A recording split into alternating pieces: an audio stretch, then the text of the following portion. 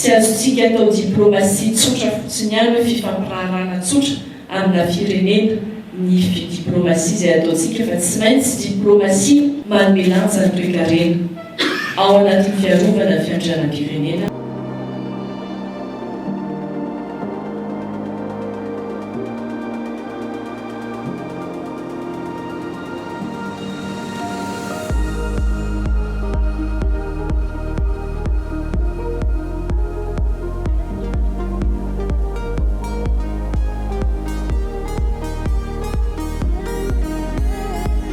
Efapolo taona lasa zay mbola nahantra amin'ny Madagasikara firenena io fa tao anatin'ny fotoana fohy dia fohy dia niazakazaka tsy mijanona intsony ny fivelarana sy ny fitarana ara-toe-karena atao hoe mirary rahampitambatra.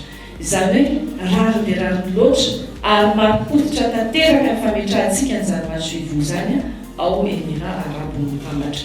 Ny fivelaran'ny Madagasikara amin'ny firenena hafa izany dia mba ahafahana manana fahafahana misafidy ny firenena miara-miasa aminy, ahafahany ihany koa mametraka ny laharam-pahamerana ao anatin'izany fiaraha-miasa izany.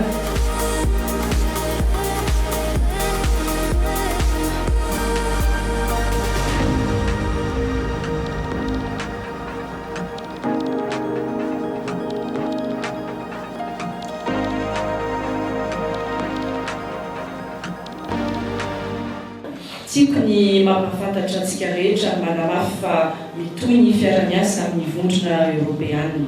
Izany dia no amafisina tamin'ny fankatoavana ny fifanarahana vaovao izay atao hoe fifanarahana Samoa.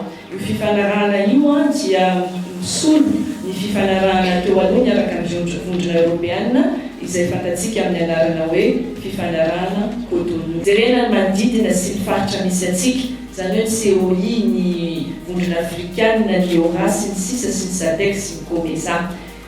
Heverina ihany koa ny firenena tandrefana izay ananantsika fiara-miasa mandritry ny fotoana maro dia lehibe ny firenena Europeana mifandray amin'ny Madagasikara. Anisan'izany ny Frantsa sy ny firenena manodidina azy. Misy izany fiara-miasa izany tsy ho avela izany fiara-miasa izany fa ao anatin'izay diplomasia izay tanterahantsika izay dia jerena ny any andrefana, ifantohana ny eo amin'ny manodidina, omena lanja ny firenena aziatika ary manana fijerena koa Madagasikara eo amin'ny fifandraisana maro lafy.